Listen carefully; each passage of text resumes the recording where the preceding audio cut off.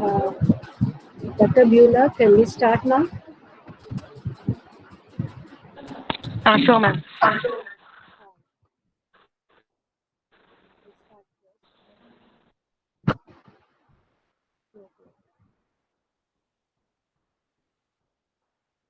We can start with the prayer.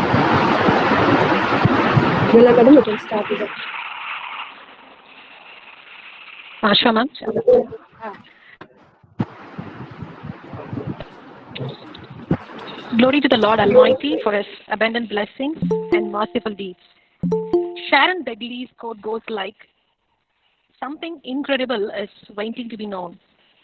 Happy to welcome the luminaries and belated participants of this fabulous state-level webinar organized by the NASDAQ Margashish College at Chennai, Department of English on Indian eco-criticism, its scope and relevance, which has been tried to create experiences from the ground up.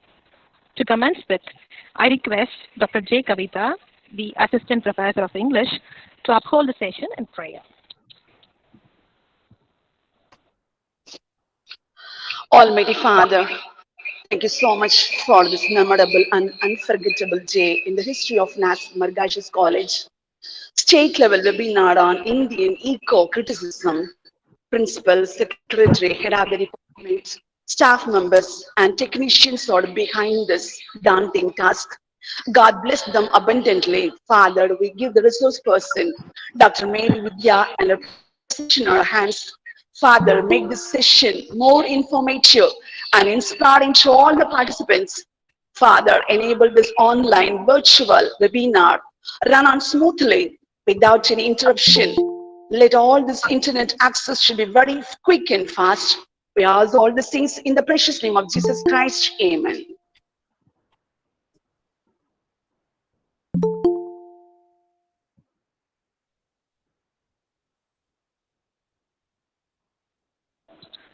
Thank you, ma'am, for the invitation. We have with us Dr. J. Mary Stella, Assistant Professor of English, to magnify the Lord Almighty by the verses from the Holy Bible. The lesson taken for the Bible reading from chapter 136, verses 1 to 5. Give thanks to the Lord, for he is good, for his steadfast love endures forever. Give thanks to the God of gods, for his steadfast love endures forever. Give thanks to the Lord of lords, for his steadfast love endures forever. To him who alone does great wonders, for his steadfast love endures forever. To him who by understanding made the heavens, for his steadfast love endures forever. Here the lesson ends. Thank you, ma'am, for the appealing verses. With immense exultation, I feel privileged to invite the head of the Department of English and the convener of this webinar, who works around the clock, Dr. R.M. Vesati, to welcome all the luminaries of this session. good afternoon, everybody.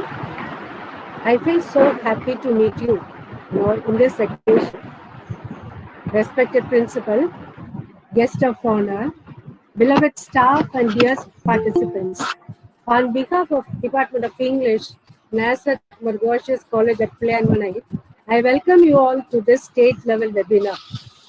At the outset, I wish to thank God Almighty, who has made this attempt possible. I welcome our principal, Dr. Arunraj Poludurai, who has rendered his valuable support for the conduct of this webinar. Next, we are delighted to offer the most hospitable welcome to our resource person, Dr. Mary Vidya Porselvi, Assistant Professor of English, Loyola College, Chennai. She is a veteran researcher and scholar who has mastered herself in her favorite subject, eco-criticism. So we are really happy to have you in our midst, madam. We welcome you, madam. I convey my heartfelt gratitude for accepting our invitation to present a lecture in spite of your tight schedule. Thank you, madam. Next, I welcome all the participants who are attending this webinar. The topic of this webinar is Indian eco-criticism, scope and relevance.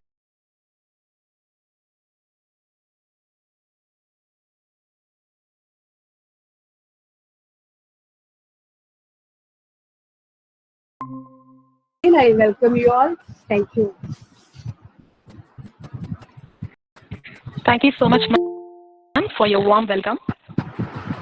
Motivation and positive attitude are the two most important medicines. It has not been an easy transition for any of us, but your leadership and attitude have helped us to pull through. We feel very fortunate to have you as our principal. Thank you so much, sir, for joining with us. And over to Dr. S. Aruraj Panditrai, principal of Nazareth Margashis College at Lianmalai, for the presidential address. Thank you so much. Am I audible, madam? Am I audible? Yes, sir. Sir, audible, sir. Clear. Thank you. Thank you. Thank you, sir. Dear participants of this webinar, learned colleague and my dear students, I greet all of you from Nazareth Margashis College in the name of Lord and Savior, Jesus Christ. Margashis College is one of the best rural colleges in Tamil Nadu, affiliated to Manonmuniam Sundarar University, Tirunelveli. Started in the year 1967, our college has completed 53 years of its successful existence. A Christian minority co-education institution, our college excels in teaching and learning, sports and infrastructure.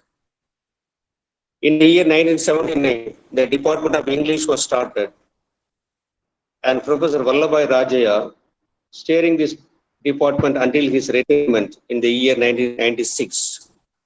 One of the pioneers of this college, Professor Vallabhai Rajaya, also has acted as the vice principal of this college. The mentor of the Department of English passed away recently, and we remember his valuable contributions to this college. Presently, the Department of English is headed by Dr. R.M. Vasanthi, and the department has on excellent and efficient members of staff. Dr. Vasanthi has been contributing for this department much to make it an elite department. I am really happy the way the Department of English functioning under her leadership, and I wish this department to become a research department soon. I congratulate the head of the department, all the members of staff of the department, as they used to conduct different novel programs for the promotion of students and also upliftment of our college. I hope this webinar also will be of much useful to all the participants. My best wishes goes to the resource person, Dr. Mary Vidya Porselvi of Loyola College, Chennai. Welcome to her on behalf of our college, and I invite her to our college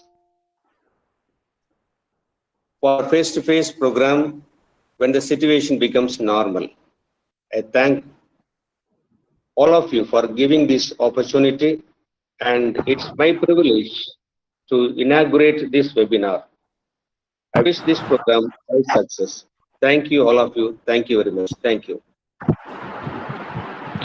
Thank you, sir, for fostering a sense of support and appreciation that ensures the growth in all of us.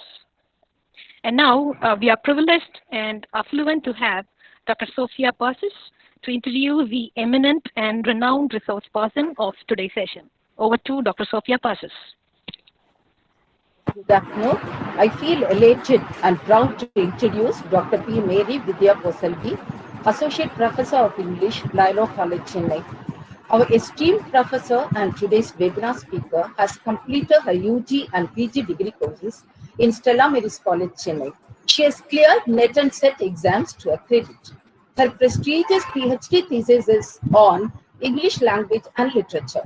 In 2019, Dr. Mary Vidya Porselvi has been a full-flight Nehru academic and professional excellence researcher and faculty in the Department of Asian Studies, University of Texas at Austin, Texas, USA, from August 2019 to December 2019. She has 18 years of experience in the teaching field. She is a supervisor for 7 PhD scholars.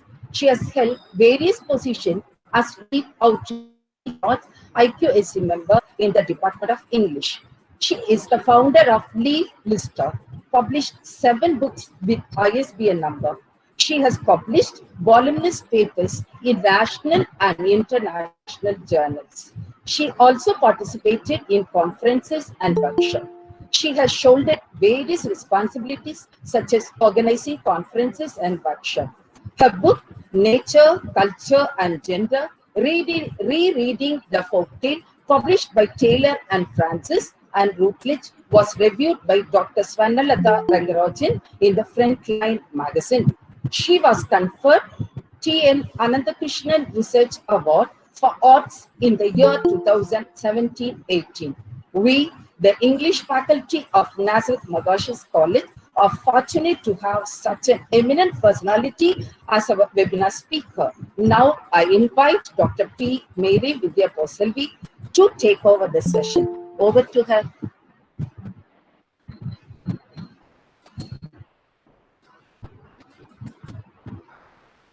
Ma'am, now you can start the session, ma'am. Good afternoon and welcome to one and all present here in this online virtual seminar. I feel humbled by those kind words of HOD. A special word of thanks to Dr. Vasanthi and Professor Bueller, whose enthusiasm made me agree immediately to this invitation, and the entire department for organizing this webinar. I'd like to thank Fulbright for encouraging me to work on this project and move in this direction. My family and friends have been very supportive during the project period, and my colleagues at Loyola and at the Department of Asian Studies, University of Texas at Austin. The session can be divided into 4 sections: what is and why eco-criticism, 2, eco-criticism in the Indian context, 3, 3 avenues towards Indian eco-criticism, namely movements, experiences, and experiments, 2, literature and literary theories, and 3, pedagogies, research, and eco-literacy, and of course, the concluding remarks. Let me share the screen now.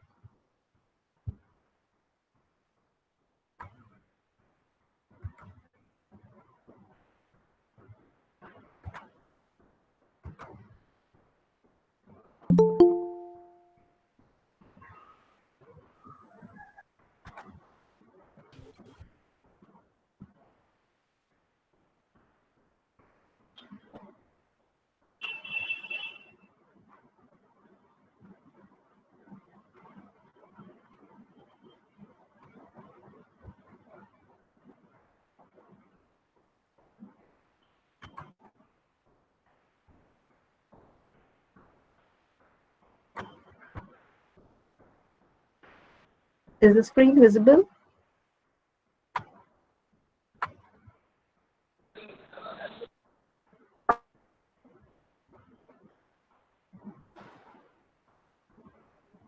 Visible, ma'am? It's visible, ma'am.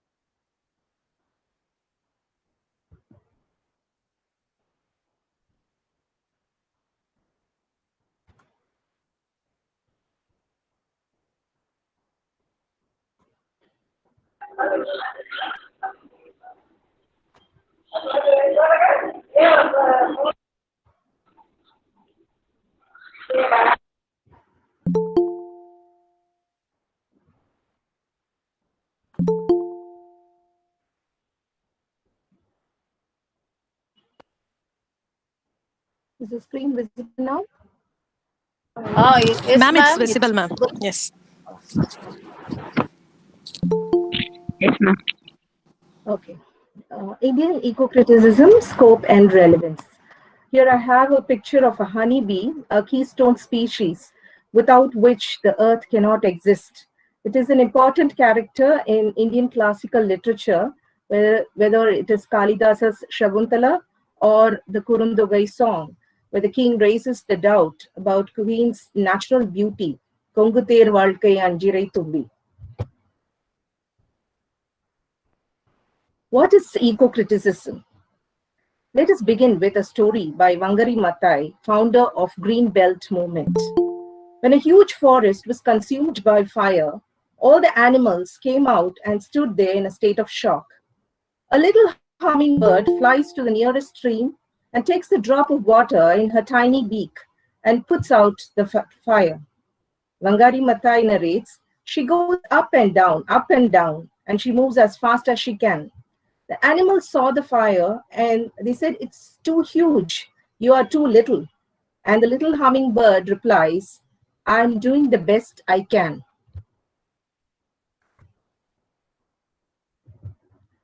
What is eco-criticism? The word eco comes from the Greek word oikos, meaning home, which is the root word for both ecology and economy. To go back to Wangari Maathai's quote, she says, trees are living symbols of peace and hope. A tree has roots in the soil, yet it reaches to the sky. It tells us in order to aspire, we need to be grounded. And no matter how high we go, it is from the roots that we draw sustenance. So it is important to understand the importance of roots. And here the root word, oikos, which means home, for both ecology and economy. When we forget the roots, it leads to confusion and chaos, and it results in both ecological chaos and economic crisis. According to Cheryl Glotfelty, eco-criticism is the study of the relationship between literature and the physical environment. It is an earth-centered approach to literary studies. In the 1990s, this theory became very prominent in the US and UK, and with the publication of books like the Eco-Criticism Reader, Landmarks in Literary Ecology by Cheryl Glotfelty and Harold Fromm in the US, and Jonathan Bates' The Song of the Earth and Romantic Ecology, Wordsworth and the Environmental Tradition in the UK. Eco-critics believe that eco-criticism is an extension or an offshoot of transcendentalism and romanticism. Influence of transcendentalism and romanticism. So, as students and scholars of English literature, we have read Wordsworth, Shelley, Keats, Coleridge, and in the American context, we have read Walt Whitman, Thoreau, and Emerson, who represent the ideologies that respect nature. They go back to nature. They move away from the industries. They move away from the industrial setting, and they go to the rustic areas, to the rural areas to experience nature. Okay, so return to nature, how Wordsworth talks about the daffodils. 10,000s I saw at a glance. Or, the revolutionary spirit of the west wind for Shelley. Or a simple pastoral setting, the rustic characters like the solitary reaper. Okay, so you find the influence of transcendentalism and romanticism on eco-criticism. Okay, so here I have a picture of Thoreau's Walden, okay, where he says, I went to the woods because I wish to live deliberately to front only the essential facts of life and see if I could not learn what if I had to teach, and not when I came to die, discover that I had not lived. In fact, he uses a word called realometer in his Walden, which indicates simplicity of life. So you find a lot of influence of the transcendentalists and the romantics on eco-criticism. Of course, you find the list here: return to nature, pastoral and simplicity, and individualism and self-reliance. If you read Walden, you will understand that he just went there with some tools that he had borrowed from Emerson. He built a house and he grew crops, and he experimented with a subsistence perspective. So he lived a very simple life for 2 years as a kind of experiment. And of course, you find a lot of optimism and revolutionary zeal in both, transcendentalists and the romantic writers. And there's also an emphasis on intuition and imagination. So if you look at eco-criticism, there are two major branches, two theories that come under eco-criticism. One is deep ecology and the other one is ecofeminism. Deep ecology is an ecological philosophy or ecosophy that recognizes the intrinsic value or inherent worth of each and every living creature on this earth. According to Stephen Harding, through deep experience, deep questioning, and deep commitment emerges deep ecology. And there you find a picture of a ladybug, a tiny little ladybug, which for its own sake. It doesn't exist for the sake of other living creatures, but a ladybug exists for its own sake, or a butterfly exists for its own sake. Okay, so throughout this presentation, you will find these little green angels that contribute more to our planet than the human beings here out there. Okay, so according to Arne Næss, a Norwegian philosopher, deep ecology is the well-being and the flourishing of human and non-human life on earth have value in themselves, and they have intrinsic value or inherent value. These values are independent of the usefulness of the non-human world for human purposes. And richness and diversity of life forms contribute to the realization of these values and are also values in themselves. So he proposed 8 cardinal principles of deep ecology. I will not be discussing all the 8 principles here, but to highlight 2 main points. One is intrinsic value or inherent worth, and 2 is diversity.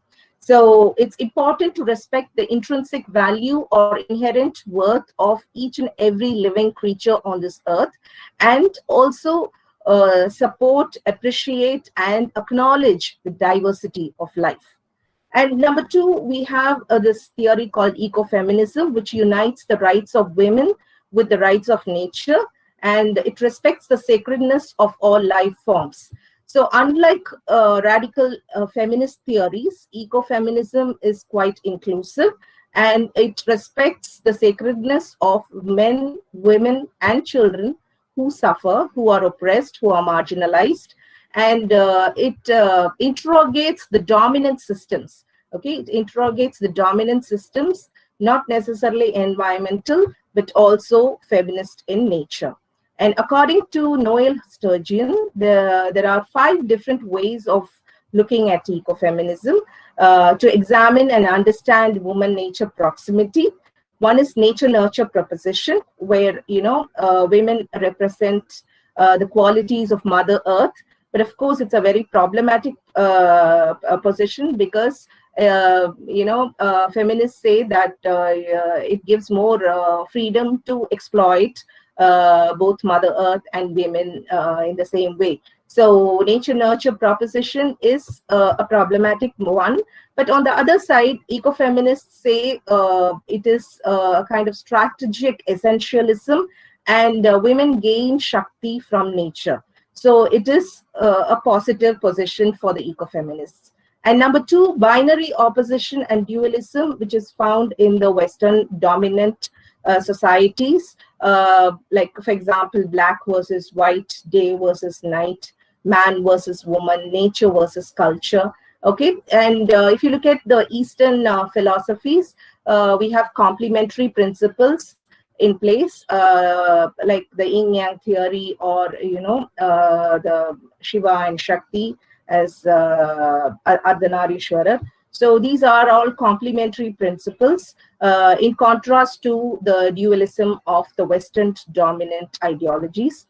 And number three, it is women in the household and sensitivity. It is when, when you don't have water, when there is water scarcity, it is the woman who finds out first because she's involved in the household work. If it is polluted, she understands the problems in the beginning. So women in the household and eco-sensitivity. And then the cyclical patterns in the body and in nature. For example, like the waxing and the waning of the moon. Women also have their own cyclical patterns. So there is a way of, relating to the cycles of nature. And the last one is women as nature goddesses. So these are 5 different ways of understanding ecofeminist thought. Apart from Noel Sturgeon's classification, Karen Warren also classifies a list of woman nature positions like the epistemological connection or the historical connection and all that. Okay, so there are different ways of studying ecofeminist thought. And there you find a woman carrying a pot of water, and which is not a far-fetched one. We find women doing that even today in the rural areas.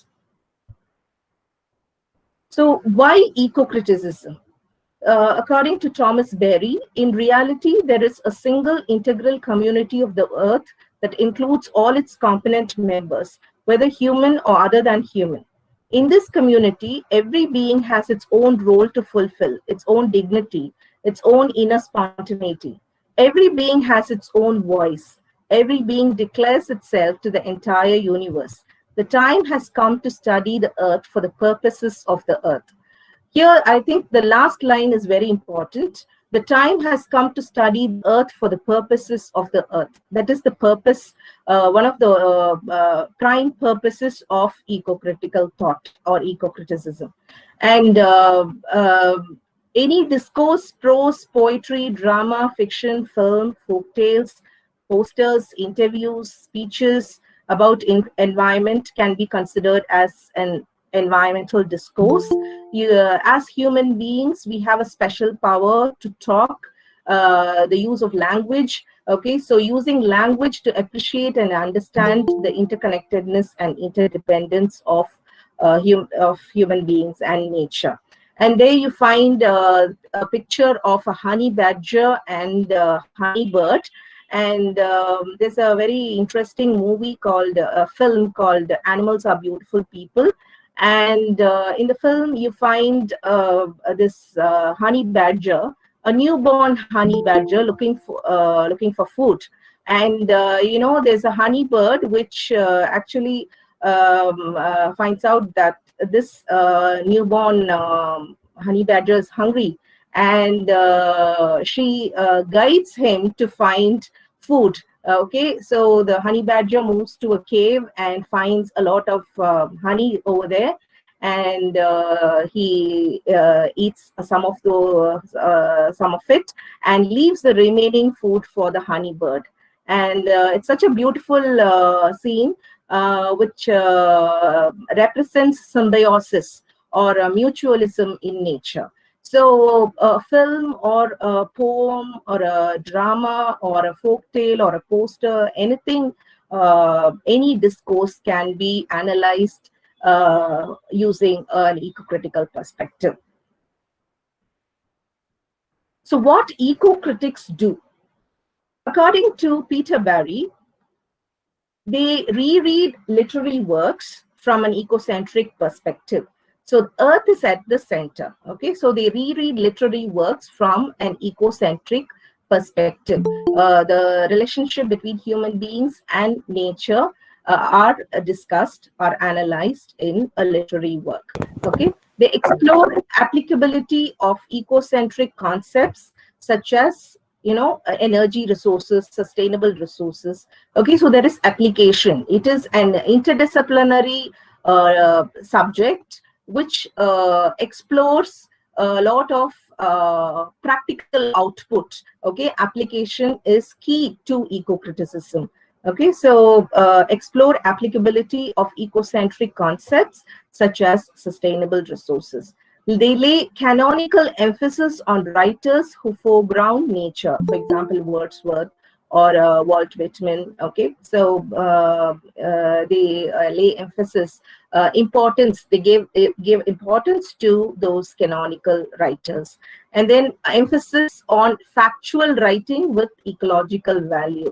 Okay, the stories that represent the environmental issues in a particular place. Okay, so emphasize on factual writing with ecological value, and they also emphasize ecocentric values, ethical responsibility, and the world beyond human beings.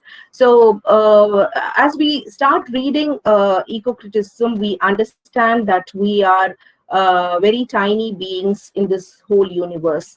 And the human arrogance, as Rachel Carson says in her Silent Spring, fades away slowly when you read a lot of eco-criticism. So before we move on to eco-criticism in the Indian context, I'd like to talk about the meeting of East and West, the rendezvous of East and West, and science and spirituality. This is important because, it is not against, it is not a fight between East and West. It is a fight, it is a struggle between the dominant systems and the marginalized sections. Okay, so even in the West, you find indigenous cultures that are earth-centric, that are earth-centered. Okay, so according to Fritjof Capra, okay, author of The Tao of Physics, an exploration of the parallels between modern physics and Eastern mysticism, he draws the connection between science and spirituality in his work. And I'd like to quote a passage from his book. 5 years ago, I had a beautiful experience which set me on a road that has led to the writing of this book. I was sitting by the ocean one late summer afternoon, watching the waves rolling in and feeling the rhythm of my breathing, when I suddenly became aware of my whole environment as being engaged in a gigantic cosmic dance. Being a physicist, I knew that the sand, rocks, water, and air around me were made of vibrating molecules and atoms, and that these consisted of particles which interacted with one another by creating and destroying other particles.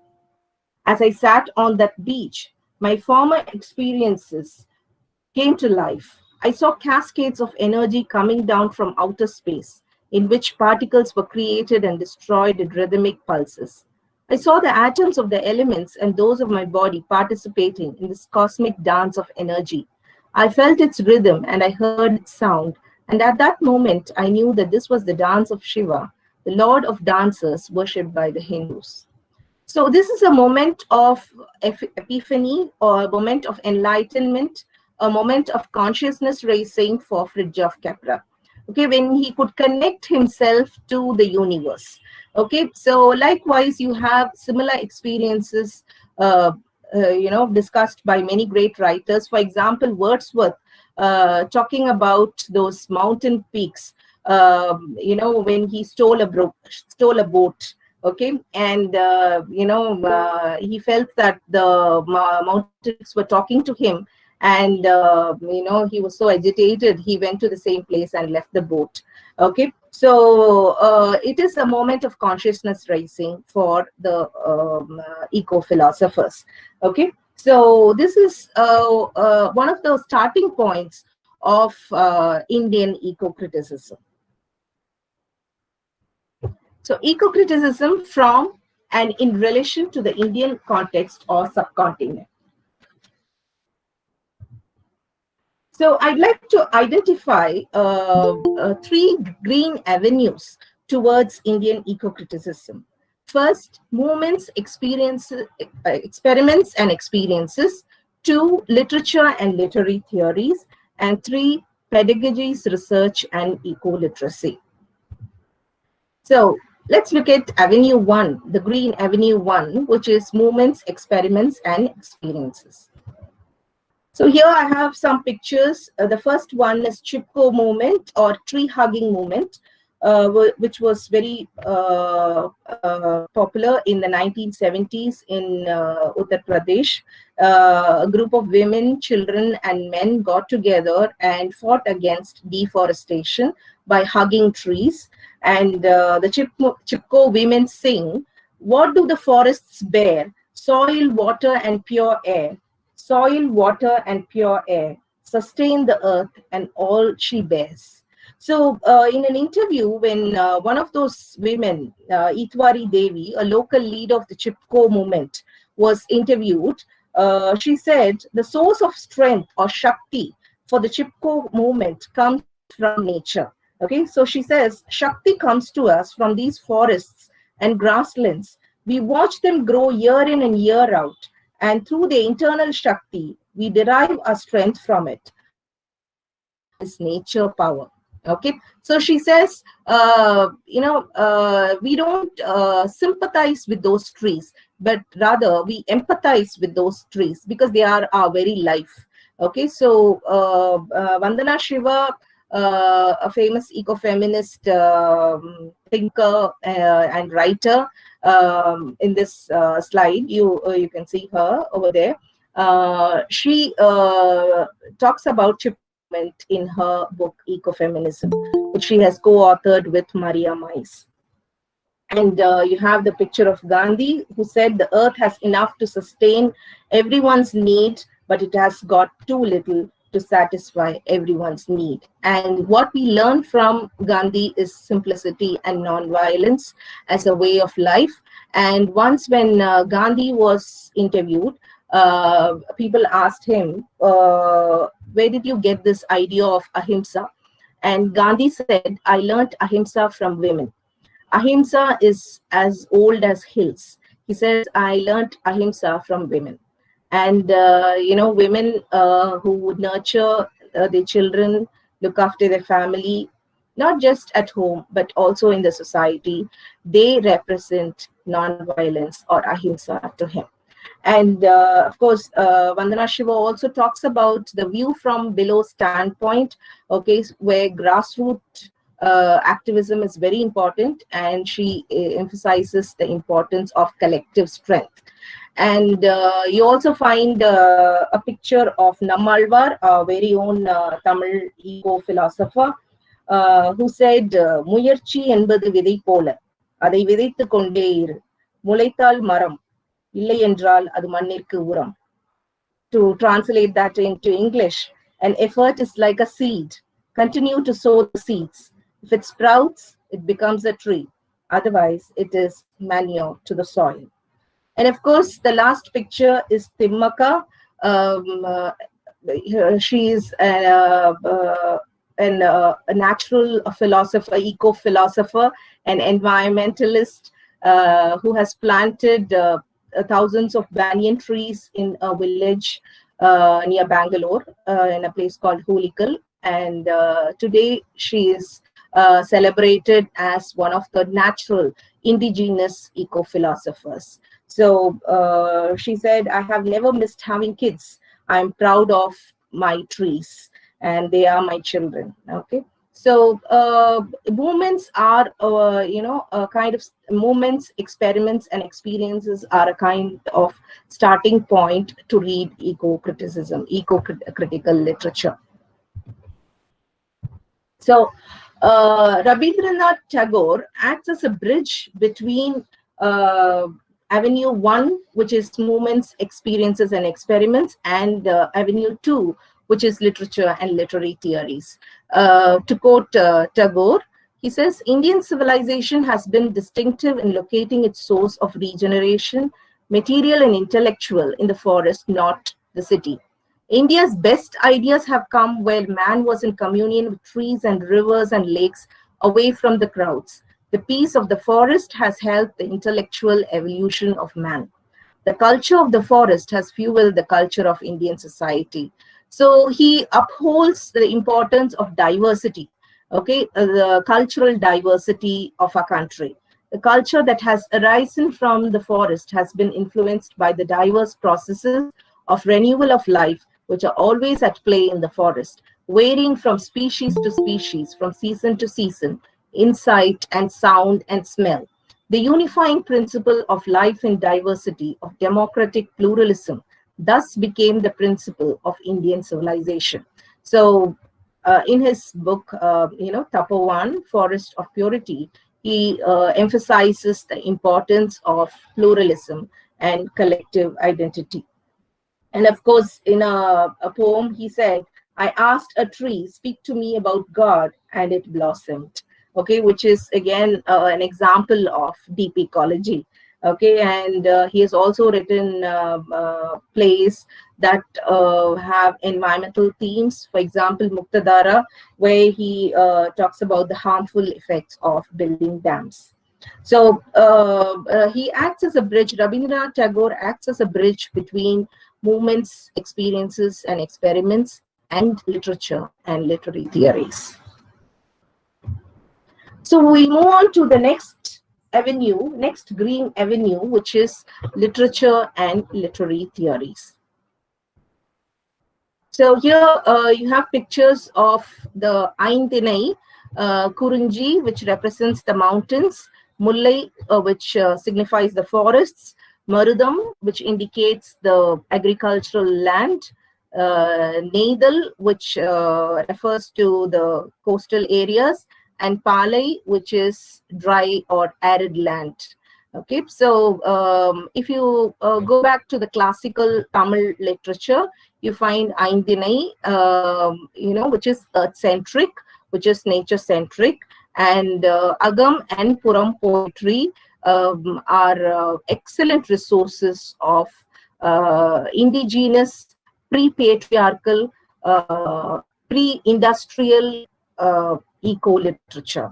And of course, Dr. Nirmal Selvamani has popularized the Thinai studies in English, and his contribution to the field of Indian eco-criticism is quite large. And he has also spoken about oikos theory, which is divided into three types: integrative, hierarchic, and anarchic.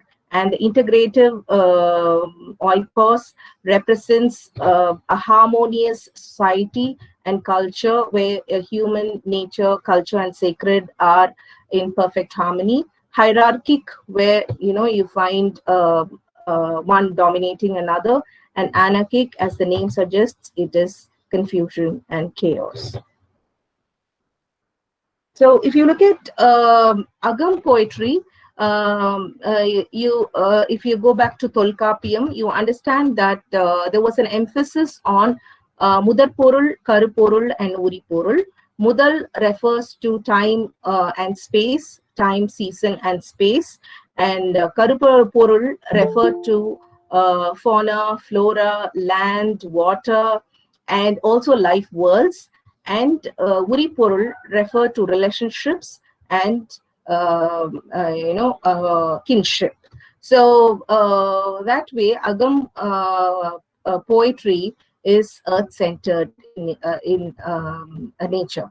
And there is another way of looking at the word Agam. The word Agam means face, or the Agam also means heart, and Agam also means home. So you can draw a connection, okay, among the three stages, which is, the heart, the face, and the universe. Okay, so, there is a connection between the physical reality and the, metaphysical reality. And Agam as oikos has a lot of scope for further research. And of course, you also have Puram poetry that celebrates interconnectedness, interdependence, and intrinsic value of life. To give you some examples, have a Natrinai poem from Agam poetry and a Purananuru song here. Okay, so let's look at the Natrinai poem. What her girlfriend said to him on her behalf when he came by daylight. Playing with friends one time, we pressed a ripe seed into the white sand and forgot about it till it sprouted, and we nursed it tenderly, pouring sweet milk with melted butter. Mother said it qualifies as a sister to you, and it's much better than you. So we are embarrassed to laugh with you here. Okay, so there is a spirit of sisterhood between the woman and the trees in this poem, which is supposed to be a nathal song, and so beautifully in a humorous way. The heroine Talaivi tells Talaivan that I feel really embarrassed to stand under this tree and talk to you because she's my sister. So in a very beautiful manner, this poem records the proximity of woman and nature. On the other hand, you have this Puram song, Purananuru song. Every town a home, hometown, every man a kinsman, Yadum Ure Yavarum Kelir, Tidum Nandrum Birataravara. Good and evil do not come from others. Pain and relief of pain come of themselves. Dying is nothing new.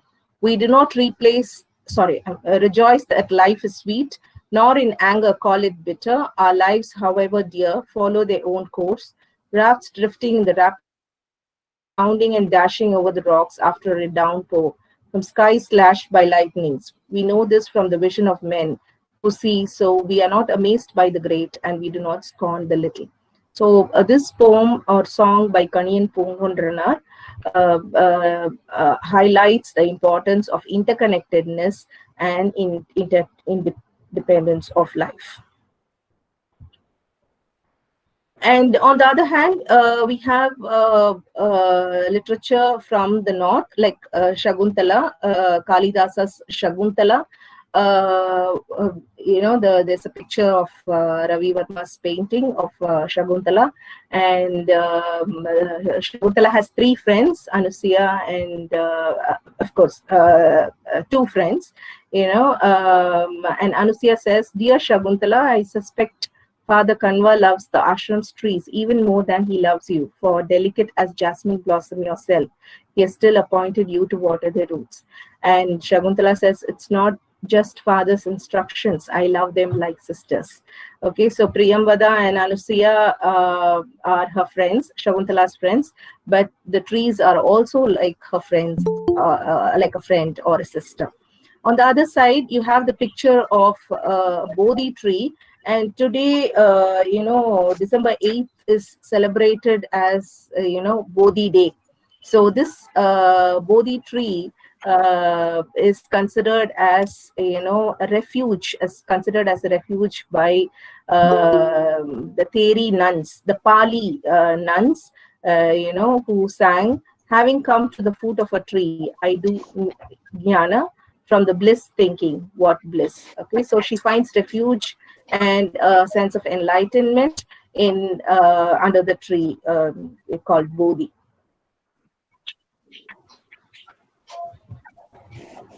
And if you look at the Indian literature in translation, there are representations by A.K. Ramanujan. Of course, he has written poems and also translated a number of folk tales that are nature-centric. The most famous one is A Flowering Tree, where she talks about a girl getting transformed into a tree, okay, and the story communicates themes of non-violence and woman nature proximity. And then number two, Rajam Krishnan, a Tamil novelist, and you have the picture of Kurunji flowers. She has written a novel called When the Kurunji Blooms, Kurunji Pen in Tamil. And she has written novels on all the 5 types of landscapes. Aindinai, Kurunji, Mullai, Marudam, Negal, and Palai. And the third writer is Mahashweta Devi, and there is a picture of the Arjun Pre. Okay, so she has written a number of plays and short stories, not just celebrate nature and environment, but also the lives of tribal people who revere and celebrate nature as gods and goddesses. And then, of course, we have our own Tamil writers, Ambai and Bama, who also represent, eco-centric themes in their works. And last but not the least, we have Kina Rajanarayanan, an anthologist, Tamil folk anthologist, folktale anthologist, and his works also represent a lot of nature-centered themes. And the next type of literature that we can think of is folklore and tribal literature. It celebrates human nature proximity. You find a lot of women and men talking to snakes, talking to plants, talking to trees. The girl, a girl child can understand the language of birds. Okay, there is a Nagaland folktale which says, the girl who understood the birds, or women worshipping the snakes and talking to them. And there are several stories in our culture that celebrate human nature proximity, and human beings in those tales lead a very simple life, and they are sensitive to the needs of the environment, and they uphold the spirit of interconnectedness and interdependence, and they also respect the intrinsic value of life, which is one of the basic tenets of deep ecology. And of course, the stories also highlight the cyclical pattern of life. If you look at the structure of a folk tale, it does not end. Okay, a folk tale does not end like the movies. Okay, it doesn't have the end card, but then there is a transformation from one level to another level. And these stories also represent the indigenous knowledge systems, which we are not aware of. And here there is an example of folk song, which is from a book by G.N. Devi. We offer flowers to you, O doorstep of the house, be kind, fill the granary with corn. It is the festival of flowers, we offer flowers to you, O threshold of the house. May God bless you with an auspicious new year. May your granary fill till it overflows. May your crops thrive and wealth grow. Let these seasons and months come again. If we survive our times, yes, the pool Shankranti. Okay, so the harvest festival will return. So this poem also represents the cyclical pattern of life, and it brings a lot of hope and optimism to human beings. So in a folk discourse, we find culture integrated with nature, and it represents the worldview of abundance, which is highlighted by many environmental thinkers like Vandana Shiva, Maria Mais, and other philosophers. Vandana Shiva talks about how in the Indian context, we leave food for ants and insects in the form of a column. Okay, we know that in our day-to-day practice during the festivals, we make kolam with rice flour. Okay, ma kolam. Okay, which is a kind of food for ants and insects. And we also leave the women in the rural areas, they leave grains and water for birds and animals.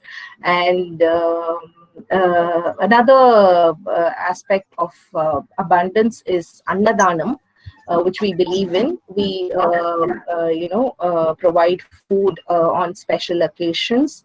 So that's another aspect which is found in folklore, folk discourse. And Virundombal, very important quality of Tamil people. And I don't think people have really studied this aspect of Virundombal from an eco critical perspective. And when I say worldview of abundance, it is not large amount or large quantity, but even if you have one fruit, if you share it with the entire group, the entire family, that's the worldview of abundance, okay, that the eco-critics talk about. So Annadanam and Virundombal, and also the Kolam. Okay, so these are all representations of a nature culture in our society. So moving on, we have the third avenue, which refers to pedagogies, research, and eco-literacy. And when you talk about the teaching learning process, the pedagogy and research, eco-criticism encourages us with an ongoing discussion and research in interdisciplinary learning in ecology, literature, and language studies. We can conduct discussions on pressing environmental issues based on research in a classroom or in a forum. We can promote guided short fieldwork visits and report writing for students and research scholars. We can motivate the students to attend creative writing, theater, research writing with a green lens. And we can also encourage eco-friendly practices at home, community, society, and world at large. So research and eco-literacy, you find pictures of old women whom I interviewed. They are all organic farmers. The first one is Innasi Amma from Dindikal, a village named A. Velodu, and the next person is Alagu Pillai from Karupayurani in Madurai. And below you have two pictures, a woman carrying some plants, and also a small child, if you notice closely. And in the next picture you find a woman grinding coffee in the traditional ammi. And they are all tribal people. So through field work we learn a lot. Okay, we learn more from those women. 100 books cannot teach us more. When you talk to them, you learn more. So it is important to do some field work in the area of eco-criticism. So if you look at those women, they have a worldview of abundance. Like Timmaka, Alagu Pillai, and Innasi Amma believe in the worldview of abundance. They like to share what they have.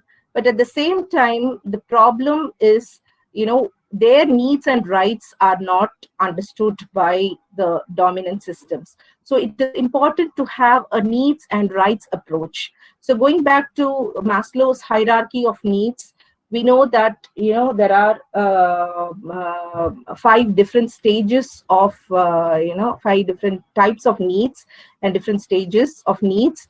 The first one is physiological, okay, air, water, food, shelter, sleep, clothing, and reproduction. Many women do not have their physiological needs fulfilled. Not just women, but men and children in the rural areas, in the marginalized sections. And then safety needs, and then love and belonging needs, self-esteem needs, and ultimately self-actualization needs. So it's important to have a needs and rights approach to eco-criticism. And on the other hand, in 2010, the Bolivian Republic came out with a declaration of the rights of Mother Earth. And they said Mother Earth is a living being, and there are inherent rights of Mother Earth. And it's important to respect her as a living being. And there are obligations of human beings to Mother Earth, and of course the definitions. So it's important to have a needs and rights approach to eco-criticism. So to end with a quote by a very important contemporary scholar and writer and thinker, Satish Kumar, who is the editor emeritus of Resurgence in Ecologist. He asks, if coronavirus is the voice of the earth, how should we respond? And in the evolutionary process of nature, there have been many crises. Life has evolved through struggles over a long period of geological time. Who knows? Maybe this coronavirus or crisis is here to give birth to a new consciousness, a consciousness of unity of life, flourishing in diversity, a consciousness in which mutuality, reciprocity, and yes, dialogue are the foundation of the human-earth relationship. Thank you.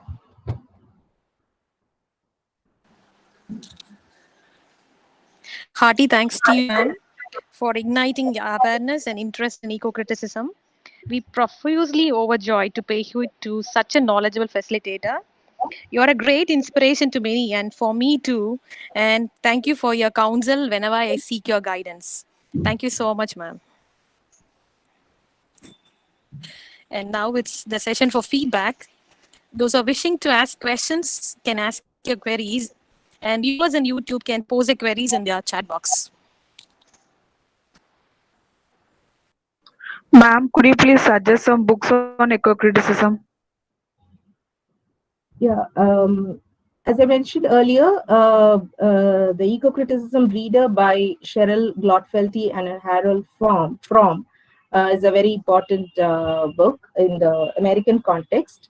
And you can also look up Jonathan Bates' The Song of the Earth in the European context. In the Indian context, we do have a number of books. There is a collection of articles called Essays in Eco-Criticism, edited by Dr. Nirmal Selvamani. There is a book called Ecofeminism, authored by Vandana Shiva and Maria Mais.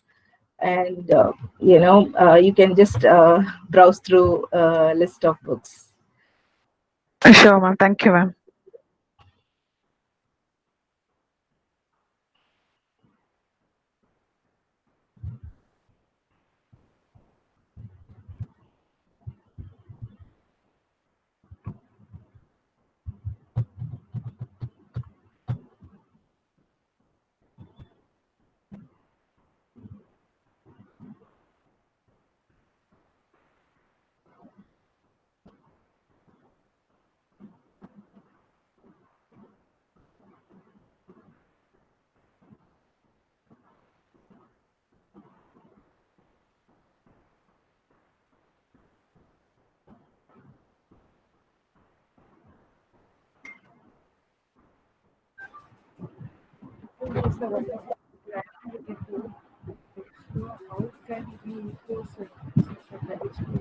Hello, ma'am. Ma'am. Yes. Can you hear me, ma'am? Yes, there are some questions in the chat box. Can I read it, ma'am? Can you read it? Yes, yes. As a question, is naturalism linked to eco-criticism?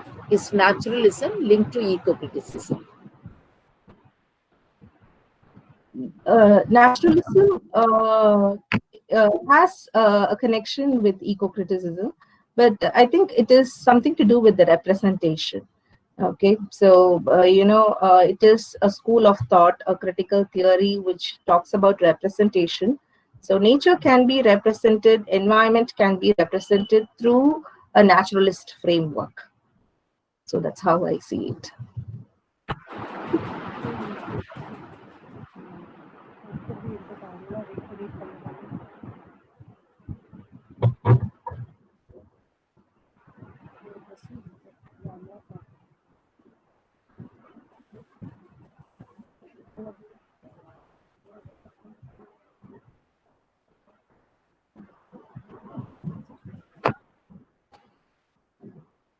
For a list of works, probably I can share my email ID, and there are many questions on books on eco-criticism. I can send a reading list to you.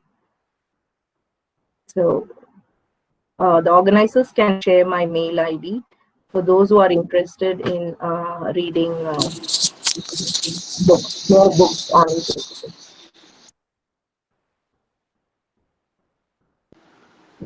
Is eco-criticism an easier subject than others in literature? I think eco-criticism, the fundamental idea of eco-criticism is to respect human beings and the other living beings. So that way it can be easy. Make you feel at home. This theory makes you feel at home. Ma'am, I have a question here. What is the relationship between eco-criticism and post-humanism? Yes.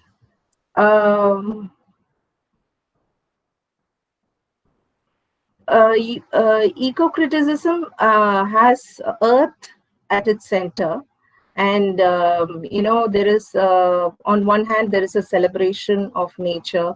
And on the other hand, you are worried about the problems. You see a number of problems like global warming and climate change and other environmental issues around us. So it is a problem for the eco-critics. It is not just a celebration like the romantics and transcendentalists, but we are also worried, and we have a deep concern towards the environmental nature. And I think post-humanism takes this further, and it gives a very serious outlook, where human beings have almost destroyed the earth. And there is a lot of serious issues which are explored by post-humanist ideologies. But I'm not very comfortable with post-humanism because I still believe in the goodness of nature and human beings, recreating the world and reweaving the world. So that's how I see it.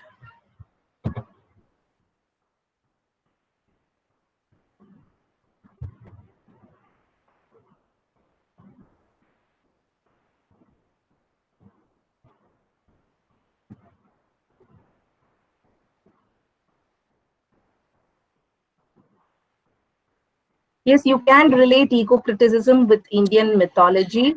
There are a number of stories in Indian mythology which celebrate nature and which also acknowledges human nature proximity.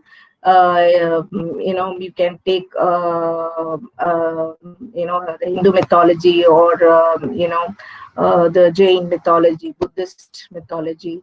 You can study a number of myths through the green lens. You can read the stories using a green lens.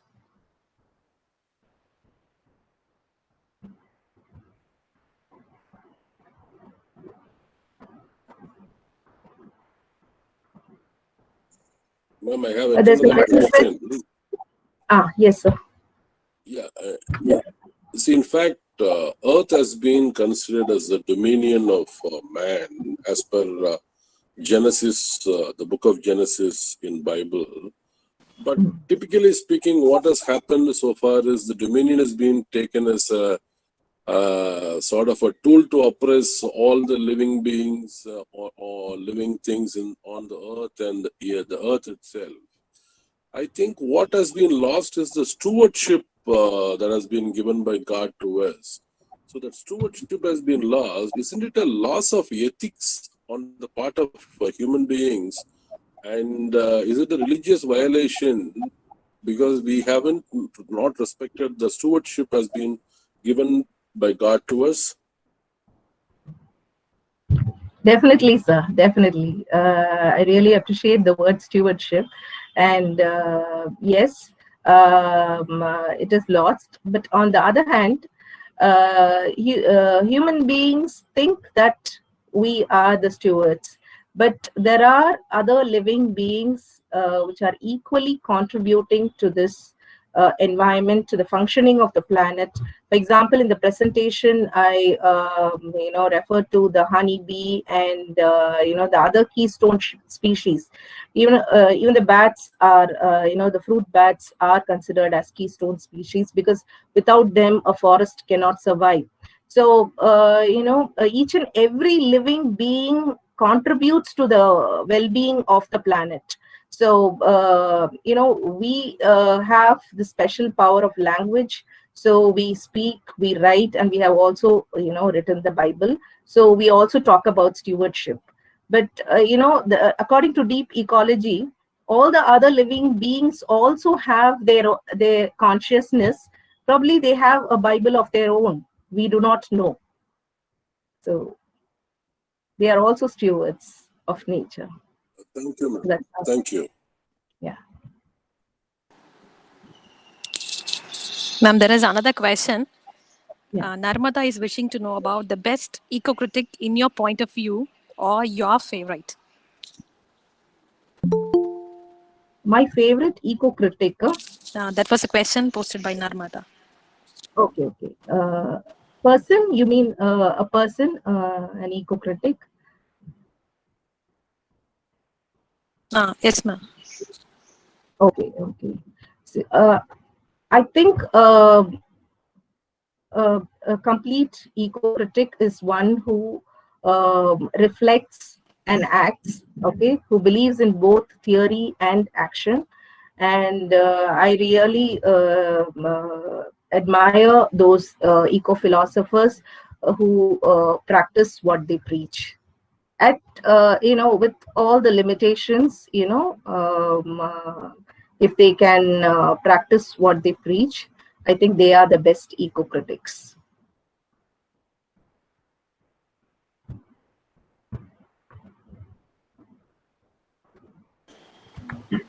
Thank you. That way, I think Timaka or Alagupillai is also an eco-critic. They are also eco-critics. Thank you.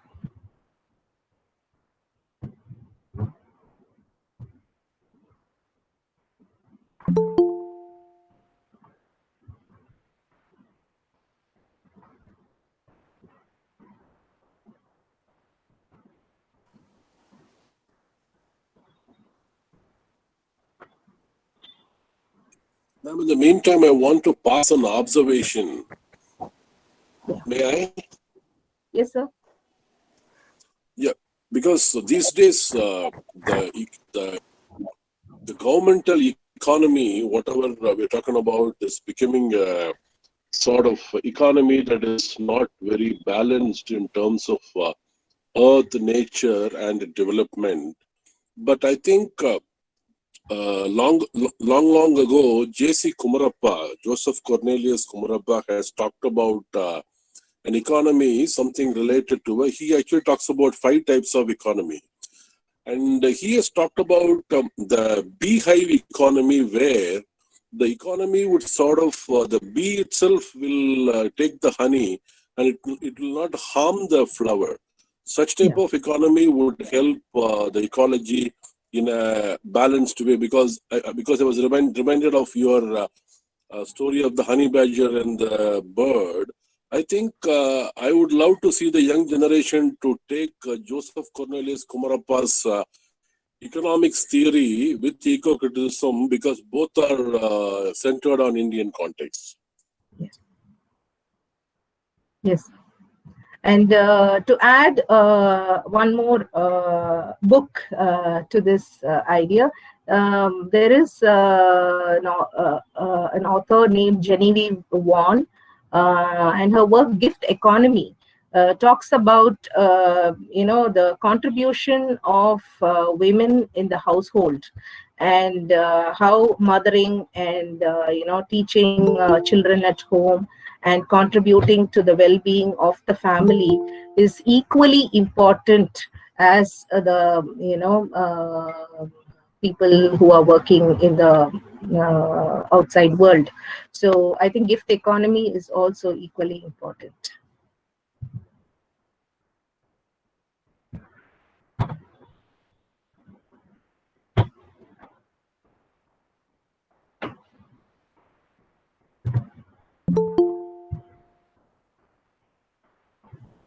Hello, ma'am. I Yes. would like and thank you, ma'am, for that wonderful session because rarely we get to know about Indian eco-criticism, and you have gone in uh, quite a length, detailing everything and giving wonderful examples. It was really nice. Uh, Thank you so much. My query is, I would like to know how we can eco-criticize a concept like sacred groves.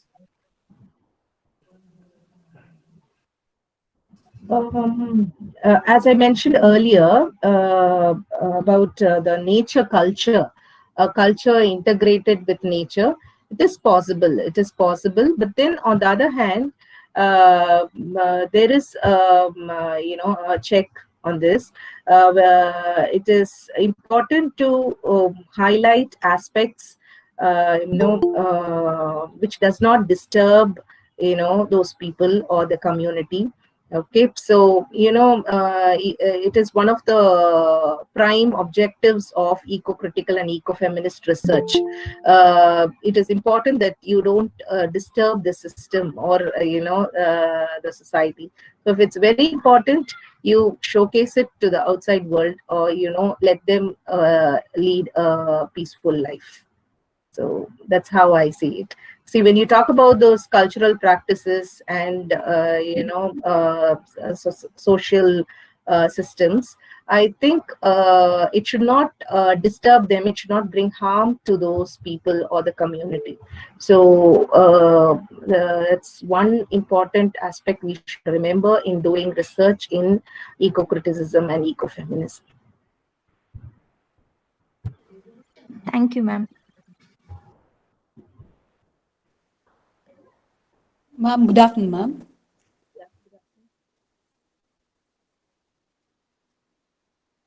Hello, ma'am. Yes. Thank you for the session, ma'am. Actually, this is a new perspective. This is the first time I'm listening to the Indian perspective of eco-criticism. Really very happy about the topic and the lecture, ma'am. I have a doubt, ma'am. Can we relate this climate change literature and this eco literature, ma'am? If yes, then how can we relate these two areas? Definitely.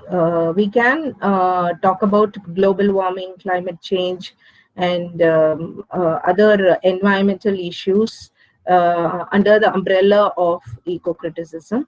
And definitely, you will also bring in post-humanism and all that. So I think eco-criticism is, a wide gamut. It's like a canopy. You can bring in those areas of study under eco-criticism. It is possible. You can talk about pollution. You can talk about the other environmental problems, deforestation, and you can discuss Greta Thunberg's angst and anxiety, from an eco-critical perspective. Yes. Thank you, ma'am.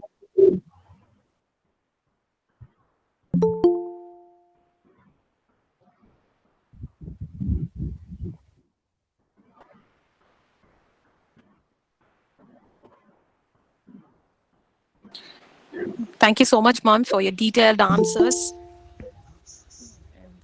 To conclude this remarkable and memorable session, handing over the session to Professor Jude Livingston for the vote of thanks.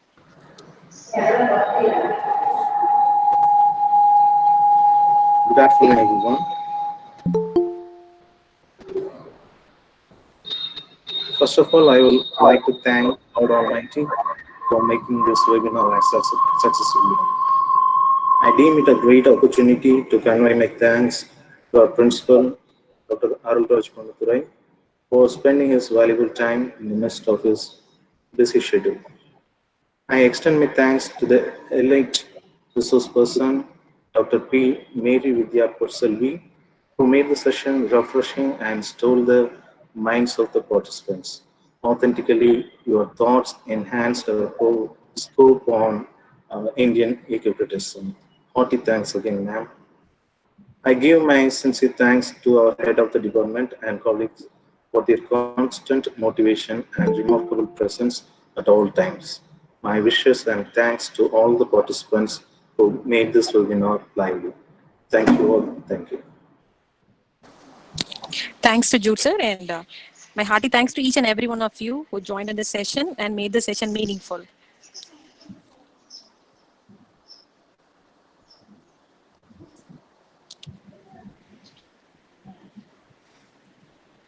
Vidya ma'am, we had a wonderful session. Thank you. Yes, ma'am. Thank you.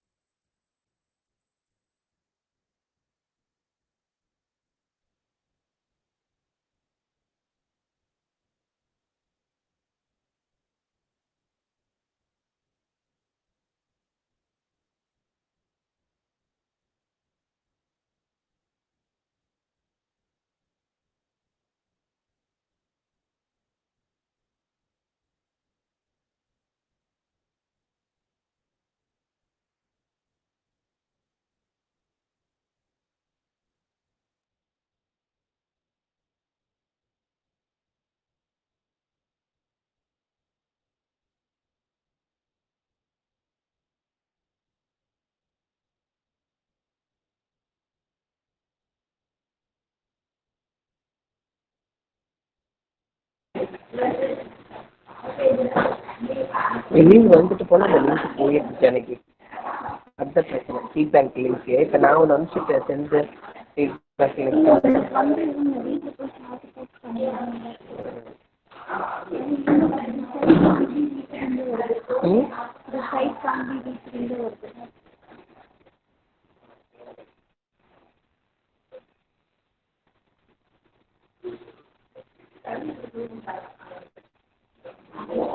வந்துச்சு.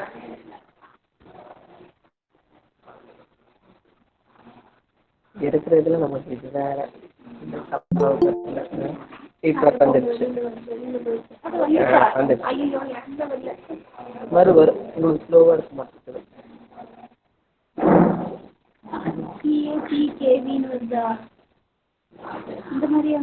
Feedback form 2 இருக்கு.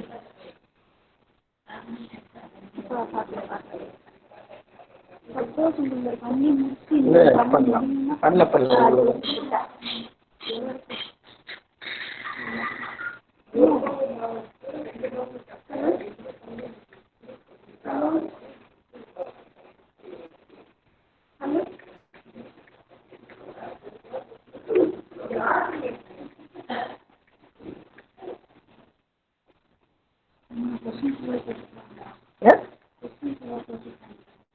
ஒன்றும் கேட்கல. சாட்டிஸ்ஃபைடாக answer.